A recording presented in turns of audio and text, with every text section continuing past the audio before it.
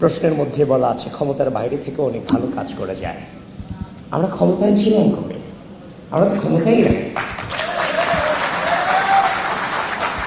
2015-16 ব্যাচে ঢাকা বিশ্ববিদ্যালয়ে ভর্তি হওয়ার পরে আওয়ামী রাজনৈতিক অপসংস্কৃতির বিরুদ্ধে 6 মাস পরে হলে ওঠার পরে প্রথম দিন যে গেস্ট রুমে গিয়েছিলাম, সেখানে যে নিপীড়নের শিকার হয়েছিলাম ছাত্রলীগের প্রেসিডেন্টের নাম বলতে না পারার কারণে, এই নির্যাতন মেনে নিতে না পেরে ঠিক 2 দিন পরেই তো আমরা আমি হল থেকে বেরিয়ে দিয়েছিলাম। হল থেকে বেরিয়ে আমার নিজের পরিবার, নানার সাইড কিংবা দাদার সাইড কোনো রাজনীতিবিদ ছিল না।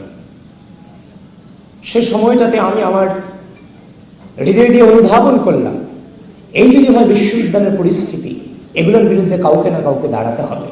তাহলে আমার এমন একটা প্ল্যাটফর্ম দরকার, যে প্ল্যাটফর্ম থেকে এই ধরনের অপসংস্কৃতিগুলোকে মূলোৎপাটন করা যাবে। আমি নিজে সেদিন আমার ফেসবুকের সার্চ অপশনে কবি জসীমউদ্দিন হল ছাত্রদল লিখে আমি আমার ছাত্রদলের অগ্রজদেরকে খুঁজে বের করেছিলাম। আমাকে রাজনীতিতে কেউ নিয়ে আসেনি, আমি নিজে খুঁজে বের করে এসেছি। ওই মুহূর্তে একমাত্র প্ল্যাটফর্ম ছিল বাংলাদেশ জাতীয়তাবাদী ছাত্রদল, যারা অন্যায়ের বিরুদ্ধে কথা বলেছে। সুতরাং পুরোটা সময় তো ছিলাম নির্যাতিত, নিপীড়িত, নিষ্পেষিত। এই যে 2016 সাল থেকে লড়াই শুরু হয়েছে, এই 24-এর গণঅভ্যুত্থানের পরবর্তী সময় পর্যন্ত, এই দামি নির্বাচন হয়েছে 2024 পর্যন্ত, আপনি আর একটা ছাত্র সংগঠনকে আপনি দেখাতে পারবেন যারা হাসিনার বিরুদ্ধে রাজপথে নেমে বলেছিল step down Hasina, no more Hasina? দেখাতে পারবেন না।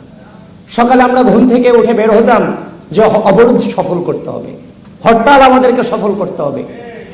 সে সময় আমরা 20 জন 25 জন মিছিল করতাম। এই 20 জন 25 জনের মিছিল নিয়ে আজকের অনেক ক্ষমতাসীনরে মকারি করতেন যে তাদেরকে দিয়ে কিছু হবে না। কিন্তু বিশ্বাস করেন, এই 20 জন 25 জনের একজনই কিন্তু 14 তারিখ রাতে রাজু ভাস্কর্যের পাদদেশ থেকে হাসিনাকে গোটা বাংলাদেশের স্বৈরাচার শব্দে প্রতিষ্ঠিত করেছিল। রাজনীতি সকলে করবে না, কিন্তু রাজনীতিতে কোয়ালিটি প্রয়োজন।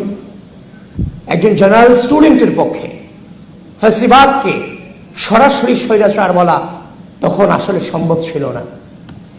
জেনারেল স্টুডেন্টরা নেমেছিল বলেই গণঅভ্যুত্থান সফল হয়েছিল। কিন্তু জেনারেল স্টুডেন্টদের মাঝে মিশে হাসিনাকে স্বৈরাচার শব্দে প্রতিষ্ঠিত করার লক্ষ্যে ওই রাজনৈতিক ছেলেটাই কিন্তু হাসিনাকে স্বৈরাচার শব্দ উচ্চারণ করেছিল, যেখানে জেনারেল স্টুডেন্টরা তার সাথে গলা মিলিয়েছিল।